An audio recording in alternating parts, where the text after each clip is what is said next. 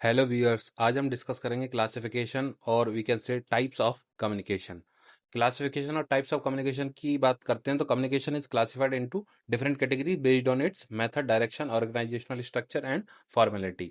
इसका मतलब ये है, जब हम कम्युनिकेशन के टाइप्स की और कैटेगरी की बात करते हैं, क्लासिफिकेशन की बात करते हैं, तो नंबर ऑफ कैटेगरीज हैं जिसके थ्रू हम कम्युनिकेशन को डिफाइन कर सकते हैं।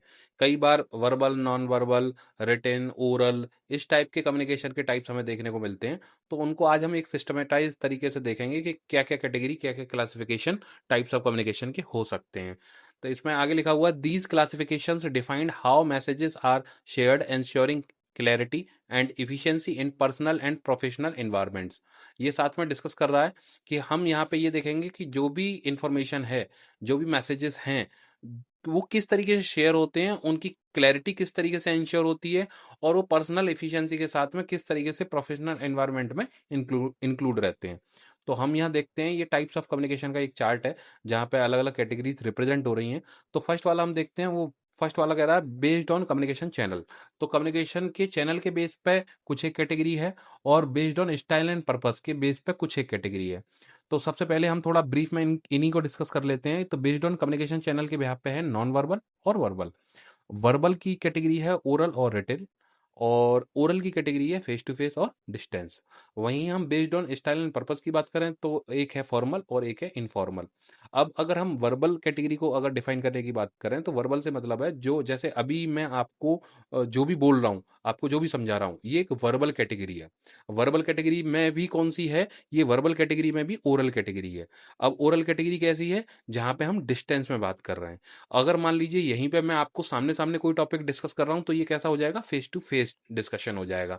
तो ये वर्बल का, ओरल का अभी हम जो बात कर रहे हैं वो डिस्टेंस में है, और अगर हम आमने सामने बात कर रहे होते, मैं आपको सामने से टॉपिक समझा रहा होता, तो वो कौन सा होता? ओरल का फेस टू फेस कम्युनिकेशन होता।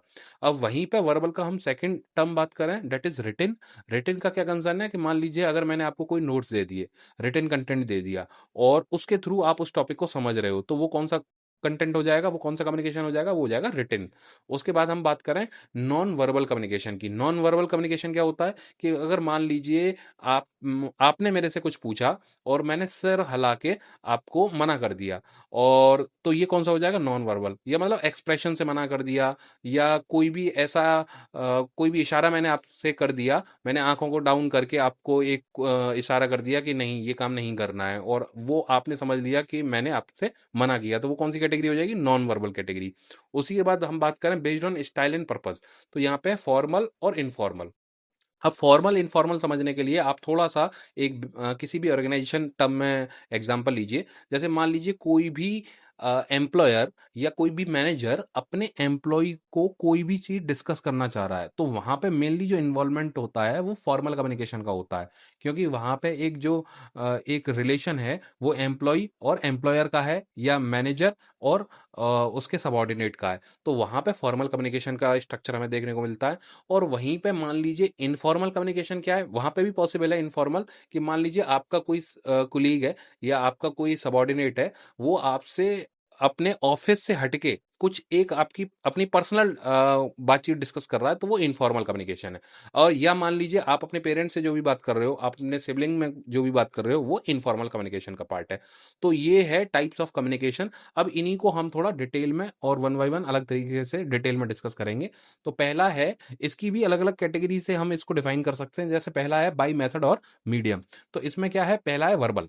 तो वर्बल, जो जैसे अभी ब्रीफ में मैंने बताया था कि जो भी वर्ड्स का डिस्कशन होता है, जो भी फेस टू फेस इंटरेक्शन होता है, उसको हम वर्बल में काउंट करते हैं। वर्बल में किस तरीके से कि मैंने कुछ भी बोला, आपने कुछ भी सुना, तो वो क्या है? वो एक वर्बल कम्युनिकेशन है। अब मैं डिस्टेंस में बोल रहा हूं तो ये डिस्टेंस वाला है। अगर मैं फेस टू फेस कन्वर्सेशन कोई करता हूं, डिस्कशन करता हूं, तो फेस टू फेस डिस्कशन है। अगर मैं फोन कॉल पे बात कर रहा हूं, मैं वीडियो कॉन्फ्रेंस पे बात कर रहा हूं, तो वो भी एक वर्बल कम्युनिकेशन का एक पार्ट है। उसके बाद रिटेन कम्युनिकेशन आ जाता है। रिटेन कम्युनिकेशन क्या होता है कि मान लीजिए आपने अपने फ्रेंड को टेक्स्ट मैसेज करा, तो वो क्या है? रिटेन कम्युनिकेशन का पार्ट है। या आपने कोई एक एप्लीकेशन लिख के दी, आपने जो एप्लीकेशन लिखी वो एप्लीकेशन भी क्या है, वो एप्लीकेशन भी ये रिटन कंटेंट को रिप्रेजेंट कर रही है। आपने कोई ईमेल लिखा, मेल लिखा, आपने कोई रिपोर्ट बनाई, आपने कोई मेमोज लिखा या कोई प्रिंटेड डॉक्यूमेंट दिया, तो वो भी क्या है, रिटन कम्युनिकेशन का एक पार्ट है।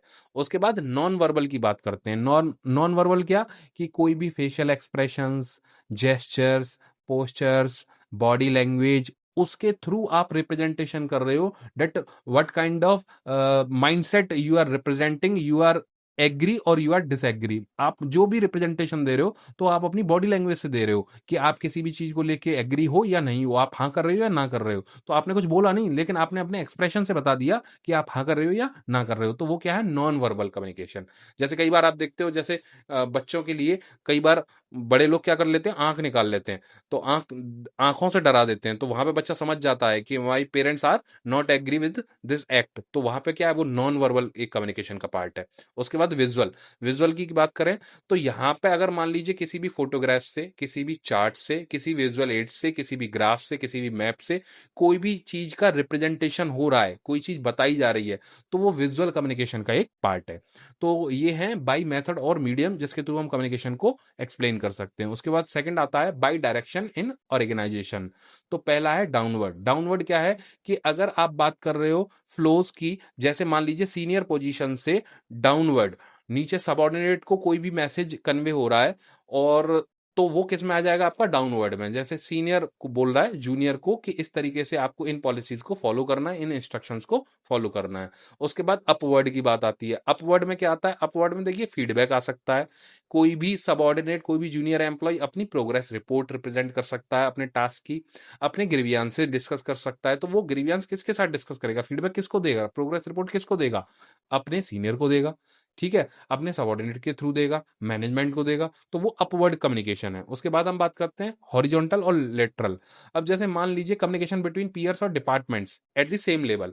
जैसे मान लीजिए मार्केटिंग डिपार्टमेंट फाइनेंस डिपार्टमेंट को कोई चीज कम्युनिकेट कर रहा है, फाइनेंस डिपार्टमेंट एचआर डिपार्टमेंट को कम्युनिकेट कर रहा है, एचआर डिपार्टमेंट जो है आईटी डिपार्टमेंट को कोई चीज कम्युनिकेट कर रहा है, तो वो डिपार्टमेंटल लेवल की डिस्कशन है। तो वो किस में आ जाएंगे, हॉरिजॉन्टल और लिटरल कम्युनिकेशन में आ जाएंगे, department at the same level. उसके बाद बात करें हम डायगनल। डायगनल क्या होगा, cross functional communication between individual at different levels who do not have direct reporting relationships. ये किस तरीके से हो सकता है, कि मान लिए आपका जो इमीडिएट बॉस था, आप वैसे अगर हायरार्की की बात करोगे तो आपको अपने इमीडिएट बॉस को रिपोर्ट करना है, लेकिन इमीडिएट बॉस को आपने कोई चीज कन्वे ना करके उससे ऊपर की हायरार्की में किसी बंदे को आपने कोई भी मैसेज कन्वे किया किसी भी तरीके से, या ऊपर हायरार्की वाले बंदे ने जो नीचे इमीडिएट आपके सबऑर्डिनेट था उनका, उनको कम्युनिकेट ना करके उससे जस्ट नीचे वाले एम्प्लॉय को डायरेक्ट बता दिया, तो वो क्या है, डायगनल है।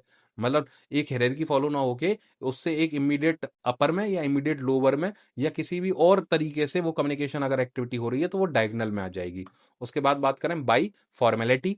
ये क्या है, बाई फॉर्मेलिटी से मतलब है, पहले हम बात करते हैं फॉर्मल कम्युनिकेशन। फॉर्मल कम्युनिकेशन से मतलब है कि एक प्रॉपर तरीके से किसी भी ऑर्गेनाइजेशन में एक प्लान्ड तरीके से अगर कोई भी इंफॉर्मेशन पास ऑन होती है तो उसको हम फॉर्मल कम्युनिकेशन की तरह ट्रीट करते हैं। इसको हम हाईली स्ट्रक्चर्ड भी बोलते हैं और ऑफिशियल चेन ऑफ कमांड भी बोलते हैं, क्योंकि जैसे मान लीजिए प्री प्लान्ड कोई मीटिंग हुई, अब उसके बाद ऑफिशियल मेमोज बने, ऑफिशियल प्रेजेंटेशंस हुई, तो वो क्या है, वो सारा फॉर्मल कम्युनिकेशन का एक पार्ट है। उसके बाद हम बात करते हैं इनफॉर्मल। इसको हम ना ग्रेप वाइन भी बोलते हैं। ग्रेप वाइन और इनफॉर्मल से क्या मतलब है, कि मान लीजिए आप अपने ही ऑफिस में अपने बॉस से ऑफिस की बात ना करके आप अपना कोई पर्सनल मैटर डिस्कस कर रहे हो, तो वो इनफॉर्मल और ग्रेवाइन कम्युनिकेशन है। इसमें लिखा हुआ spontaneous social communication date occurs naturally among employees outside official channel. जो अभी मैंने बोला था कि ऑफिशियल ना होके अनऑफिशियली आप जो भी सबऑर्डिनेट के साथ, अपने इमीडिएट बॉस के साथ, अपने इमीडिएट सबऑर्डिनेट के साथ या किसी के भी साथ पैरेलल आप कोई भी डिस्कशन कर रहे हो जहां ऑफिशियल कोई भी टर्म इन्वॉल्व नहीं है, आप पर्सनल डिस्कशन कर रहे हो, तो वो इनफॉर्मल और ग्रेव वाइन में आ जाएगा। उसके बाद हम बात करते हैं बाई कॉन्टेक्स्ट और स्कोप की। ये क्या है, यहाँ इंट्रापर्सनल।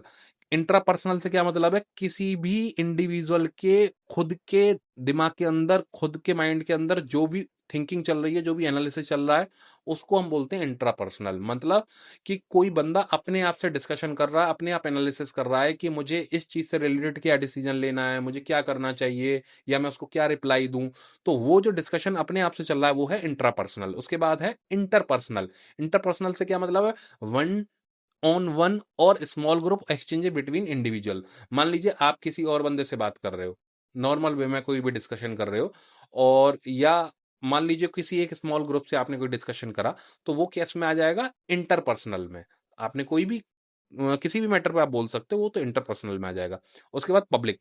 पब्लिक से क्या मतलब है? जैसे आप किसी लार्ज ऑडियंस के सामने कोई डिस्कशन कर रहे हो, कोई स्पीच दे रहे हो, कोई लेक्चर दे रहे हो, तो वहां पे as a single person but you are delivering to a large audience, तो आप लार्ज ऑडियंस को कोई भी मैसेज कन्वे कर रहे हो, तो वो पब्लिक कम्युनिकेशन का पार्ट हो जाएगा। उसके बाद मास कम्युनिकेशन की बात करते हैं। मास कम्युनिकेशन मतलब, देखिए इससे पहले वाला जो पब्लिक था उसमें हो सकता है एक लिमिटेड पब्लिक हो, मतलब बहुत ज्यादा ओवर क्राउड ना हो के एक लिमिटेड पब्लिक में आप उसको ट्रीट कर सकते हो। लेकिन मास कम्युनिकेशन में क्या है कि बहुत ही ज्यादा बल्क, जब क्राउड की बात करते हैं, जैसे अनसीन ऑडियंस की बात करते हैं, जैसे इसमें लिखा हुआ है transmitting messages to large diverse and unseen audiences via media channels like television, radio and digital publications. मान लीजिए अब टीवी पे कोई शो आया, तो ऐसा कई बार पॉसिबल है कि उसकी एग्जैक्ट कितने लोगों ने उसको देखा आप ये फिगर आउट नहीं कर सकते हो। रेडियो पे कितने लोग इसको सुन रहे हैं आप आइडिया लगा सकते हो, लेकिन 100% फिगर को 100% सही आइडेंटिफाई नहीं कर सकते हो। डिजिटल पब्लिकेशंस हैं, तो उसमें बहुत लार्ज से भी लार्ज एक जो मास है वो उसको मैसेज को देख रहा है और उसको सुन रहा है। तो वहां पे ये सारी चीजों में क्या आ जाएगा? मास कम्युनिकेशन आ जाएगा, कि कोई भी जो कम्युनिकेशन था वो बहुत ही लार्ज लेवल पे था। तो it is all about the term types or classification of communication. So thanks for watching. Please like and subscribe our channel. Thank you.